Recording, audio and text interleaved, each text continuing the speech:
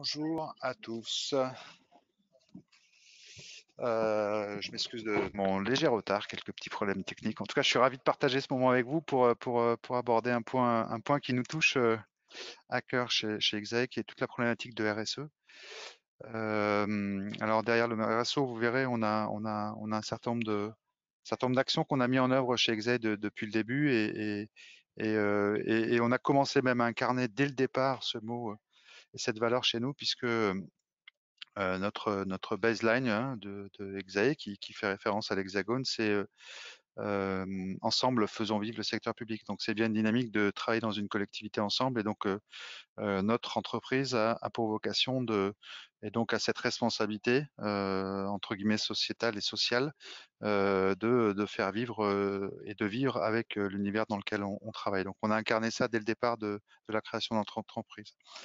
Alors le sujet du webinaire que je vous propose, bon, qui va durer une demi-heure, trois quarts d'heure, qui me passionne, c'est en fait autour du RSE, on peut se poser beaucoup de questions, on peut se dire qu'il y a beaucoup de marketing, en fait, on pourrait dire ça autour de ce sujet-là. Il y a pas mal de choses qui sont évoquées par la différente presse. On parle beaucoup en tout cas pour nous, ce qui concerne le monde de l'informatique et des éditeurs que nous sommes, on parle beaucoup de sobriété numérique. Je vous ai mis quelques exemples de littérature qui existe là-dessus sur des problématiques de comment on tend vers une sobriété numérique, comment on fait pour passer à l'acte, comment on développe autrement. C'est toute la dynamique de l'éco-conception, donc revoir notre façon de programmer, nous éditeurs. Il y a un très très bon livre qui est aussi une très très belle BD de Jean Covici que je vous invite à lire et à faire l'acquisition et d'ailleurs de suivre cette personne sur LinkedIn sur le monde sans fin, et notamment un des sujets qu'il aborde et qui est prégnant dans notre métier à nous d'éditeur, c'est toute la problématique de consommation d'énergie. Puisque en tant qu'éditeur, l'un des points sur lequel on est très très comité, c'est la consommation d'énergie.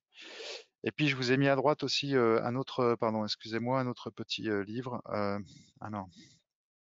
qui parle d'un modèle de société un petit peu différent, puisque là, comme la métaculture, en fait, c'est l'idée de réfléchir à des modèles d'entreprise qui se régénèrent elles-mêmes, et comment on fait dans nos entreprises. Et ce livre aussi, je vous invite à le lire pour entreprises, établissements, collectivités, etc., pour repenser autrement l'ensemble de notre écosystème, l'ensemble du parcours de nos collaborateurs, comment faire en sorte pour qu'un collaborateur à un instant T qui a une compétence A puisse au fil de son expérience faire partager à la fois son savoir, mais aussi acquérir de nouveaux savoirs et faire en sorte qu'on régénère comme ça automatiquement dans l'entreprise des nouveaux postes avec les mêmes personnes et sur des fonctions différentes, par exemple. Donc, c'est toutes ces approches intéressantes qui sont à regarder.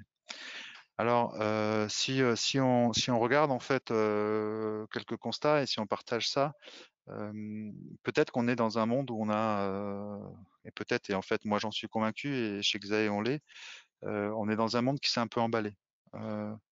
On a notamment, grâce à toute cette nouvelle technologie, grâce à l'informatique, grâce à Internet, etc., ouvert plein de champs de possibles et c'est bien et c'est vraiment une dynamique intéressante sur lequel capitaliser, sur lequel plein de choses peuvent être faites. Mais il faut se rappeler aussi qu'on a réussi à faire de belles choses sans ça.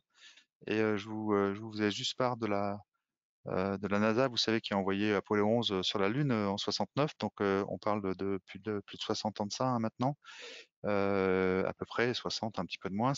On a pu et on a su à cette époque-là envoyer sur la Lune Apollo avec à bord un ordinateur qui avait une capacité de 72 kilo-octets.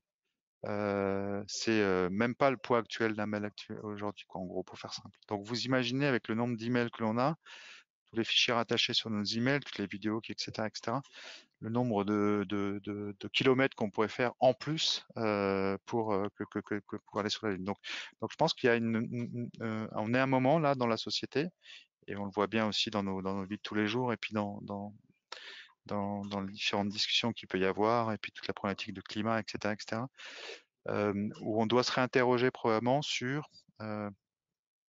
comment faire mieux en consommant moins.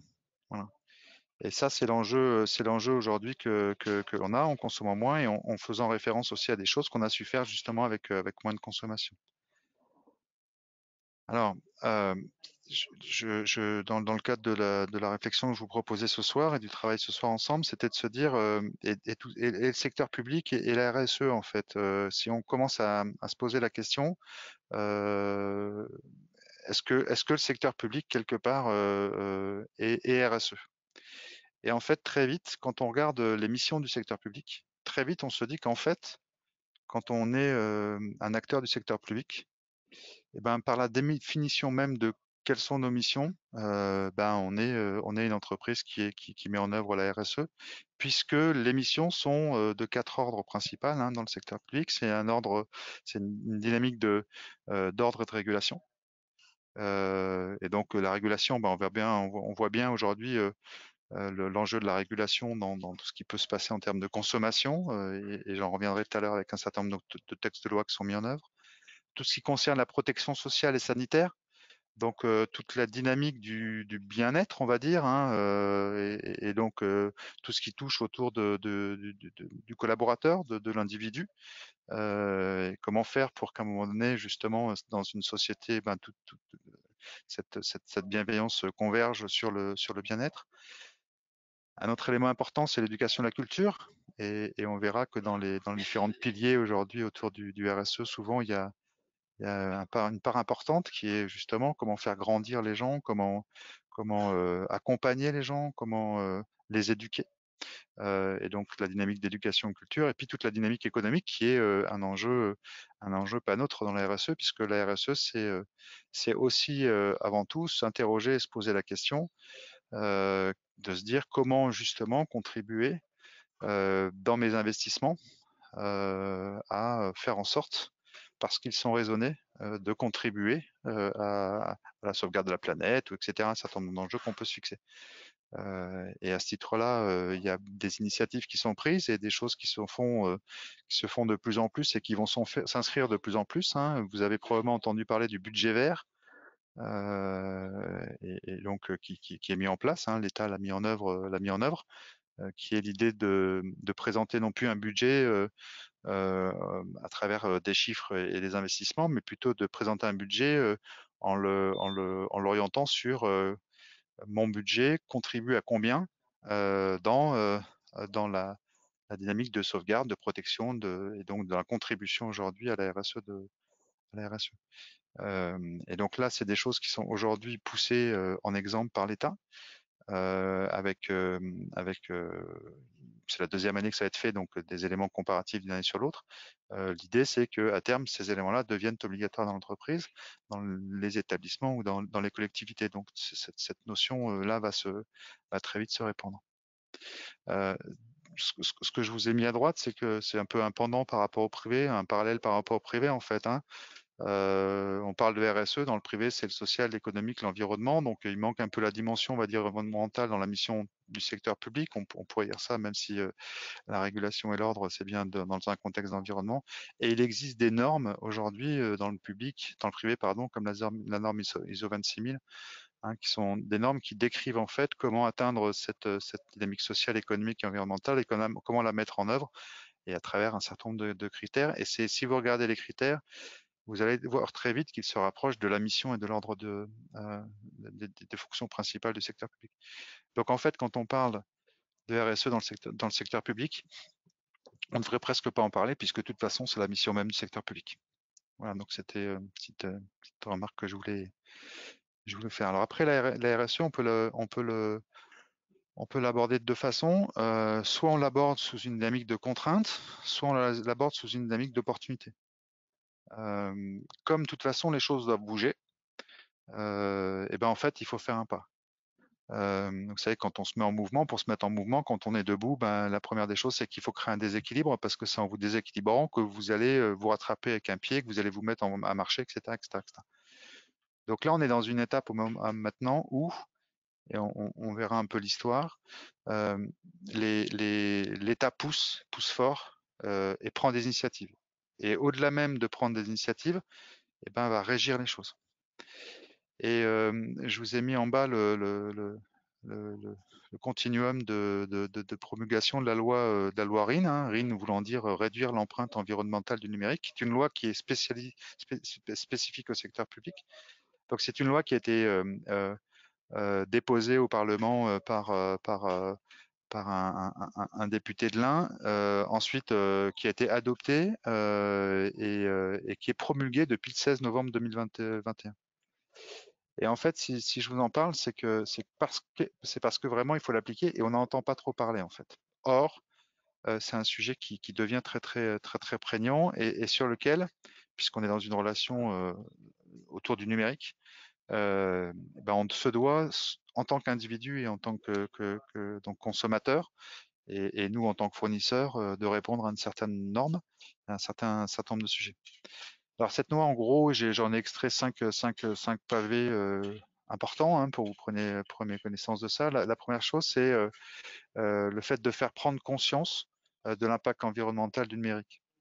Et donc le faire prendre conscience, ça se traduit comment? Ça va se traduire dans les écoles aujourd'hui, dans les universités, par l'obligation de mettre en œuvre des parcours de formation pour les étudiants autour de la problématique du numérique et de son impact environnemental.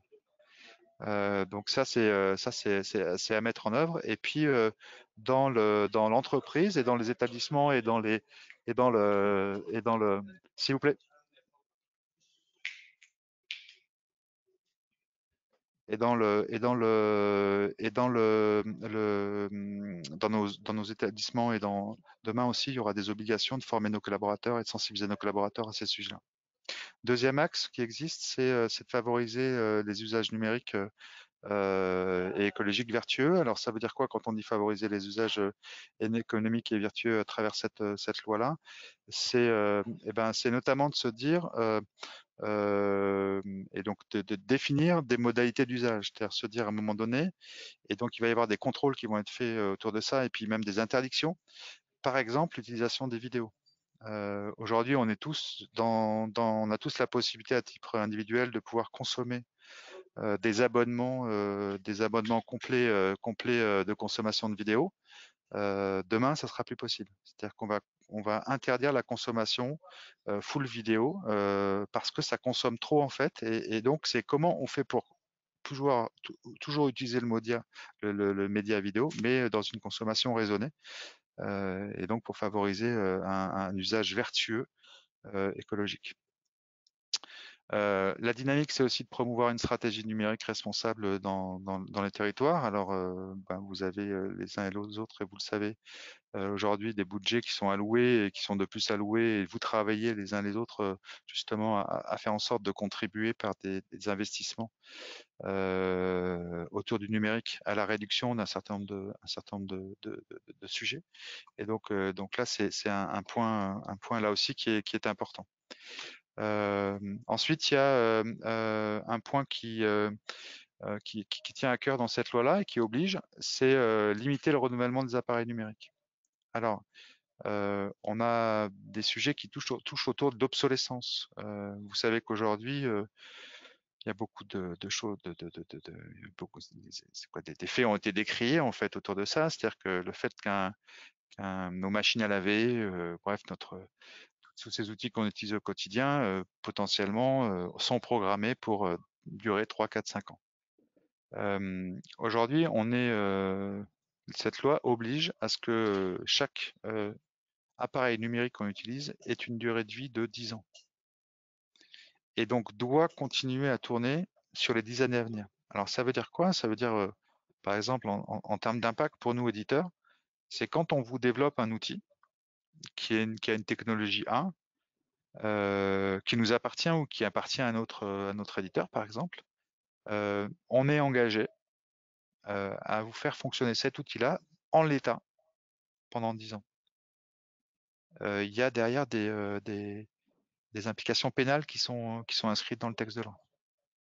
Alors tout ça, c'est vraiment l'idée de se dire et de pousser à la fois dans notre consommation et à la fois dans nous en tant que fournisseur dans notre production de services, au fait d'arrêter la course sans arrêt et de faire en sorte qu'à un moment donné, ben, on puisse garantir des services qui dans le temps durent. Alors c'est un point qui est pas neutre pour nous en tant qu'éditeur, parce que ça veut dire quand on embarque un certain nombre de partenaires, il faut qu'on s'engage avec eux sur des durées de vie longues et pour pouvoir maintenir aujourd'hui et apporter ce service et répondre à ce texte de loi. Et un autre des points qui est important aujourd'hui autour de cette loi RIN, c'est tout ce qui est la promotion des data centers et des réseaux moins énergivores. Aujourd'hui, là aussi, hein, il y a tout un travail qui est fait par tous ces data centers hein, qui sont aujourd'hui des formidables usines à production de services et qui sont eux aussi inscrits dans une démarche très forte de sous-consommation d'énergie. Parce qu'en fait, pour la plupart d'entre eux, leur métier, c'est de consommer de l'énergie en mettant à disposition des serveurs. Donc il y a beaucoup d'initiatives qui sont prises de leur côté pour que justement il y ait de l'énergie renouvelée, que la chaleur soit réutilisée, distribuée dans les quartiers environnements, que on utilise des nappes phréatiques pour réduire la chaleur, etc., etc. Donc il y a plein de dynamiques qui sont prises là-dessus auprès de par ces data centers. Et donc nous, on travaille avec l'un d'entre eux justement, et on a des engagements avec eux, et on leur demande de s'engager justement au fait que si on pose nos softwares chez eux, eh ben, ça permet de diminuer l'énergie. Alors quand je dis ça, c'est par exemple aussi une autre réflexion, c'est que nos softwares ne s'arrêtent jamais. Hein. C'est-à-dire que dans une journée,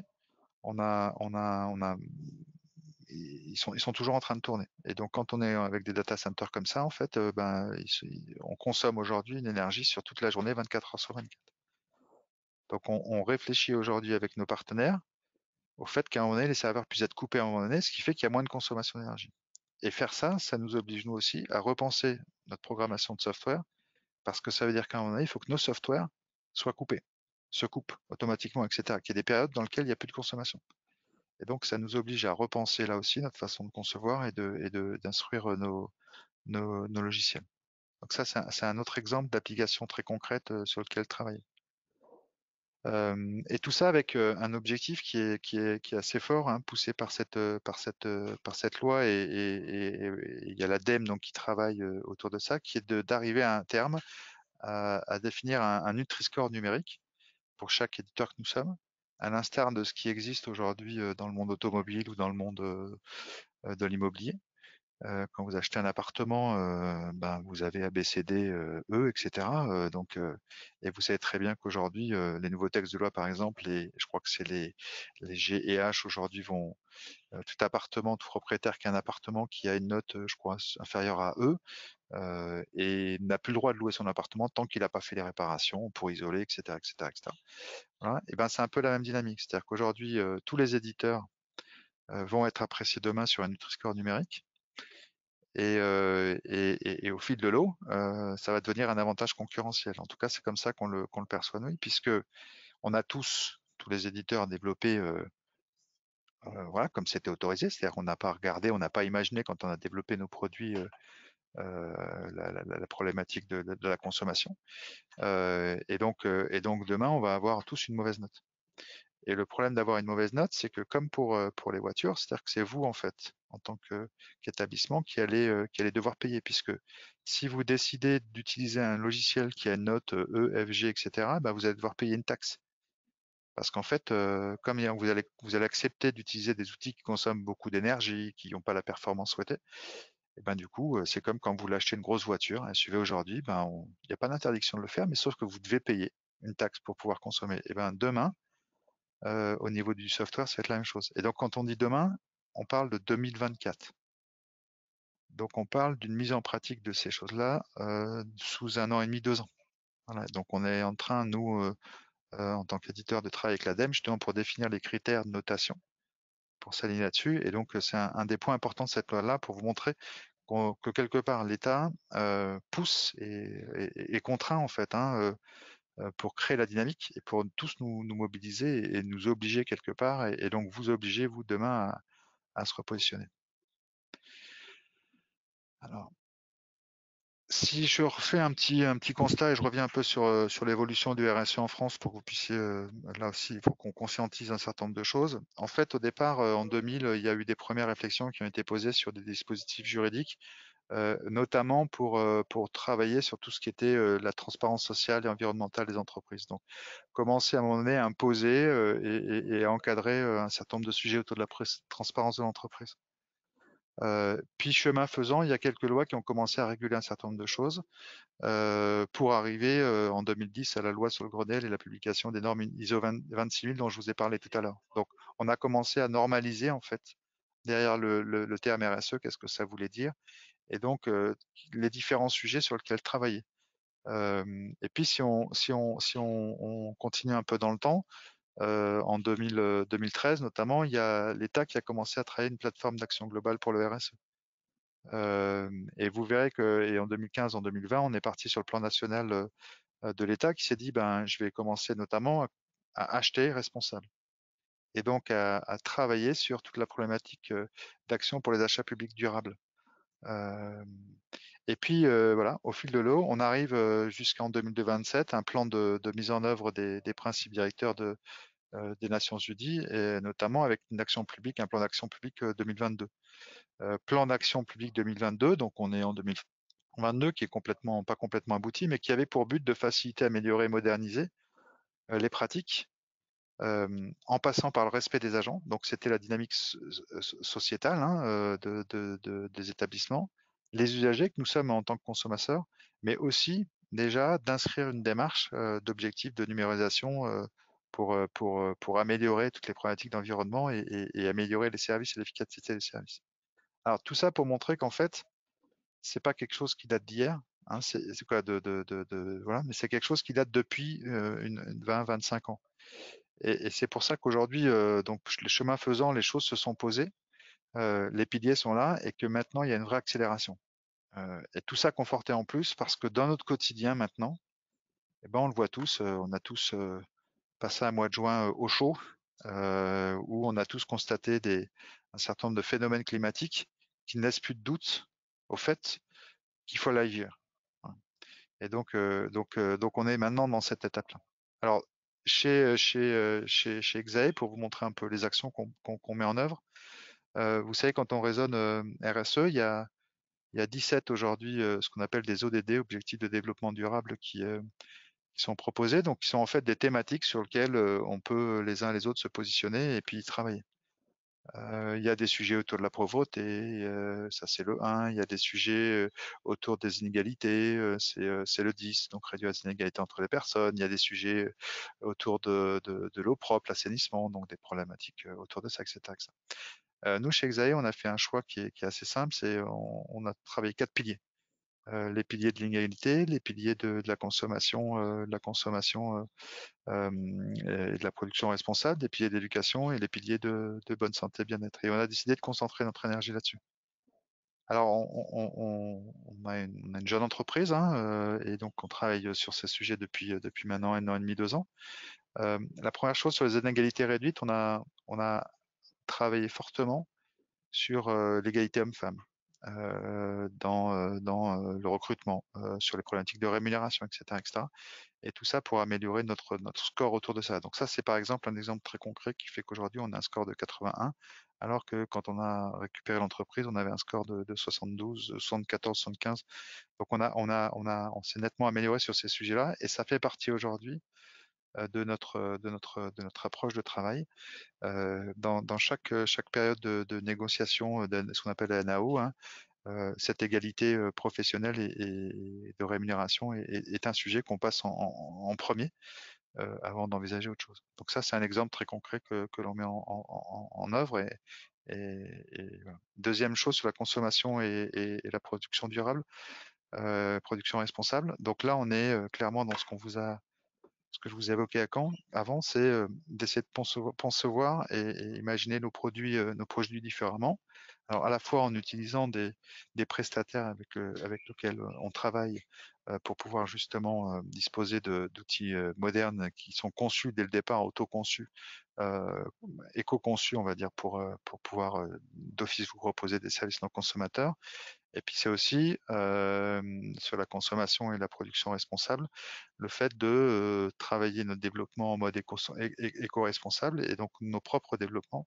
Et donc on est en train d'installer, de petit à petit mettre en œuvre tout un plan pour revoir un certain nombre de programmes et de faire en sorte que, au lieu de le programmer en ayant accès à toute la donnée, ben, c'est par exemple de sélectionner dès le départ les données dont on a besoin pour pouvoir travailler que sur ces données-là, pas tout sur le reste, pour éviter justement de surconsommer en termes d'énergie. Ça, c'est un exemple. Ou bien c'est aussi de se dire, il y a des fonctionnalités que l'on a dans nos produits qui ne sont pas utilisées par nos clients, ou peu, et ben ces fonctionnalités, on va les enlever. Parce qu'en fait, chaque fonctionnalité consomme. Ou bien, c'est par exemple, dernièrement, dans le cadre de projets de migration que l'on a, c'est de dire, on ne reprend pas tout l'historique de données ou de bulletins de salaire historisés de nos clients. On reprend ce que la loi nous oblige de faire, et donc il n'y a pas de problème avec ça. Mais on fait le choix de ne pas reprendre plus de choses, parce que reprendre plus de choses, c'est de la donnée, qui de la donnée dit du stockage, qui du stockage dit de la consommation, etc. etc., etc. Donc derrière ces décisions-là, c'est aussi un choix volontaire qui correspond à notre objectif de développement durable 12 que l'on s'est donné. Dans l'éducation de qualité, on a construit chez Exae depuis maintenant une année une école de formation et donc qui permet à chacun de nos collaborateurs, quel que soit son service, de disposer et de pouvoir à consommer des formations sur des thématiques aussi diverses et variées que des problématiques de programmation, des problématiques de métier, des problématiques de partenaires, que des problématiques bon, peu importe en fait, l'ensemble des thématiques dont un collaborateur peut avoir besoin et de disposer comme ça à la fois d'un moment de formation avec un collaborateur. Et on a décidé d'ailleurs que la collaboration était totale, c'est-à-dire que des formés étaient aussi les formateurs et les formateurs des formés. Donc chacun apporte dans l'idée de la contribution à tous et du partage de l'expérience à tous, apporte sa pierre à l'édifice et quand il connaît quelque chose, eh ben, il le partage à l'autre, quel que soit son rôle dans l'entreprise. Et donc ça, on a mis ça en œuvre. Donc c'est plus de 250 sessions de formation qui ont eu lieu l'an dernier. Et donc voilà, on rencontre un certain niveau de succès et chaque formation fait l'objet d'un travail de réflexion pour l'améliorer, etc. et enrichir ce parcours qu'on offre à nos collaborateurs de façon très concrète.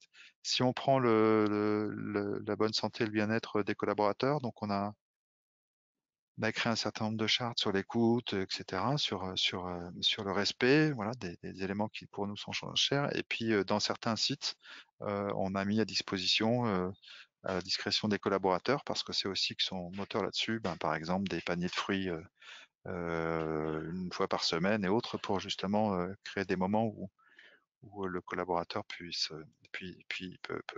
profiter de ces choses-là. Alors, dans les actions que l'on mène aussi, on a deux actions. D'abord, on se fait aider pour construire tout ça par un cabinet qui s'appelle Eti Conseil, donc, qui est un partenaire qui nous aide à mener ce projet à bien, à porter la réflexion, à travailler avec plusieurs collaborateurs dans l'entreprise autour de ça. Et puis, on a décidé dernièrement de ratifier le manifeste de Planet Tech Care et donc de s'inscrire dans une dynamique forte d'engagement sur une économie numérique éco-responsable. Et donc, c'est vraiment l'idée de non pas que d'être dans l'incantation, mais de faire et de faire et de le faire non pas seul de notre côté, mais c'est aussi de le faire avec d'autres et de fédérer les expertises de chacun. Donc ça, c'est un pilier et un investissement que l'on a fait et du temps qu'on passe là-dessus. Et puis un autre, c'est chez Numéum.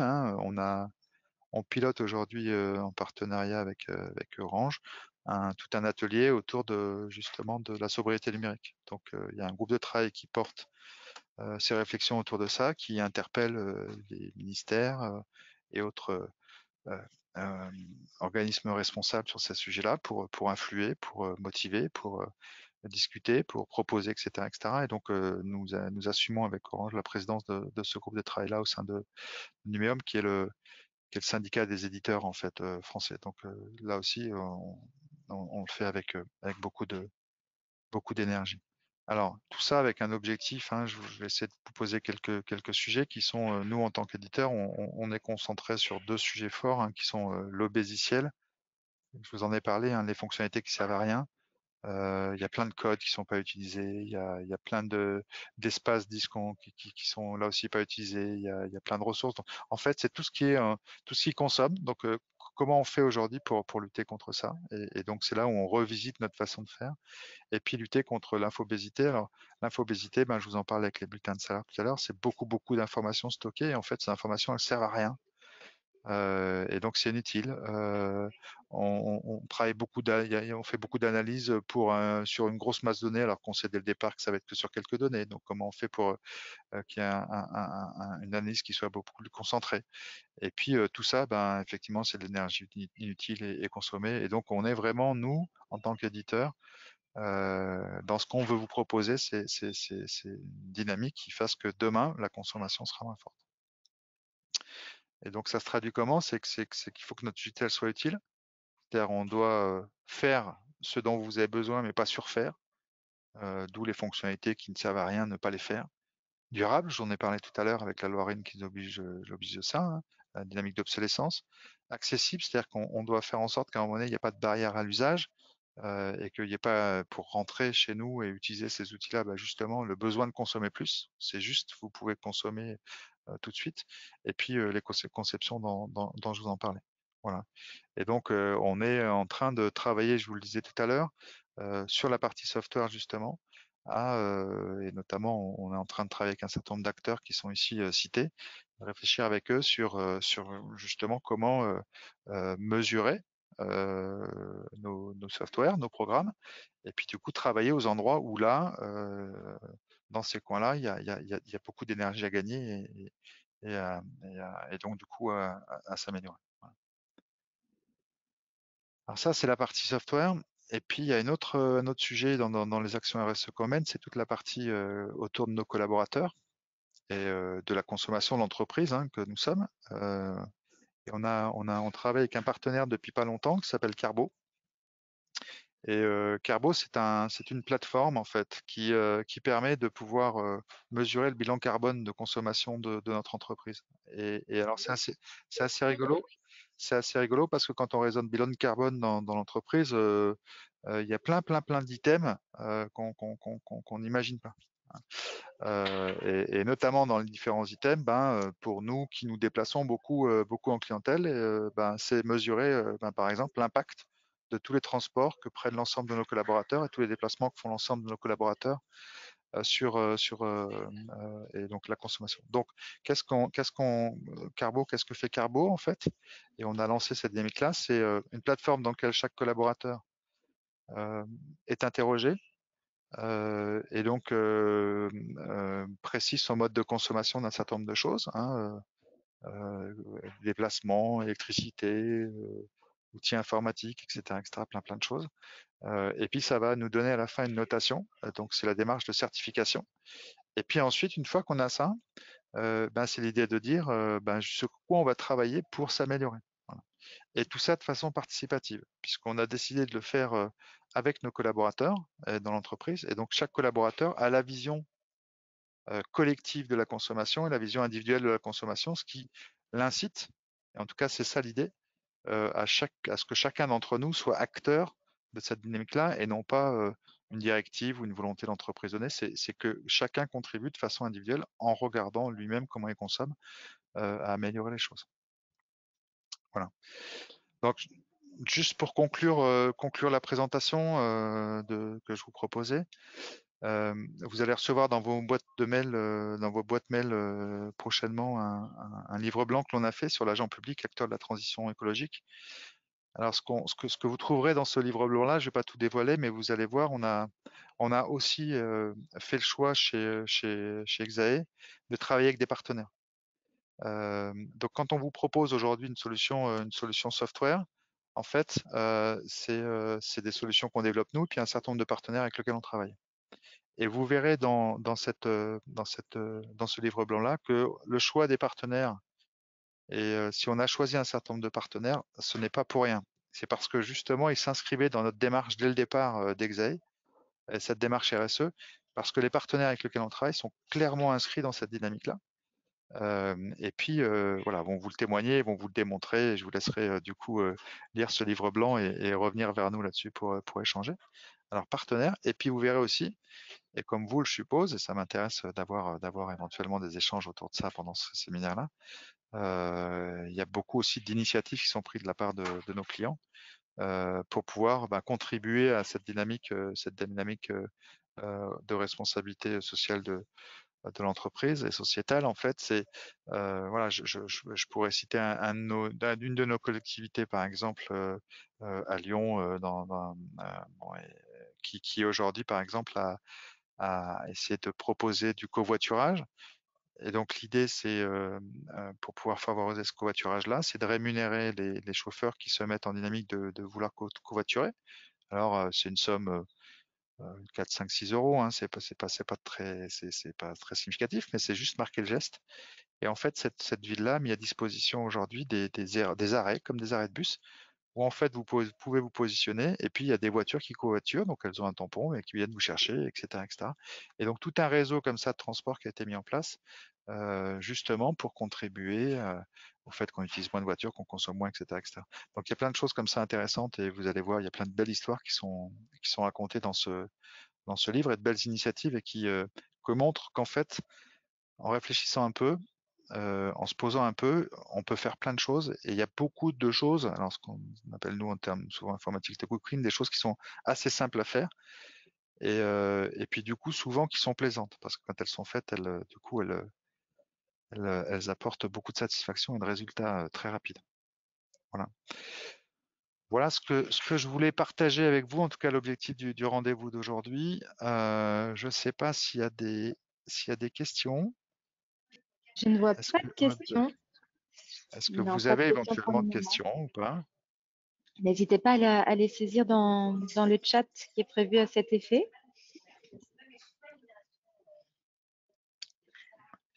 Si, il y en a une qui avait. Alors attendez, est-ce que vous visez à terme une certification type ISO? Alors, Me pour demande l'instant, Valérie. c'est pas, on commence. Donc effectivement, on a l'idée d'aller sur des certifications à terme. Là, on est en train de poser, donc de structurer notre démarche avec notamment Ethiconseil, notre partenaire, pour bien poser tous les jalons. On a parlé des ODD, etc. Donc bien structurer la dynamique et justement en vue de pouvoir aller sur une certification. Mais on n'a pas l'ambition de l'avoir cette année. Cette année, et Aude qui participe à ce projet-là pourrait aussi compléter ce que je vais dire, mais on est dans une démarche de pouvoir commencer à produire notre premier rapport autour du RSE, et donc de mettre à disposition voilà, l'ensemble des chantiers sur lequel on travaille, et donc le partager, et puis effectivement à terme d'aller sur une démarche de certification.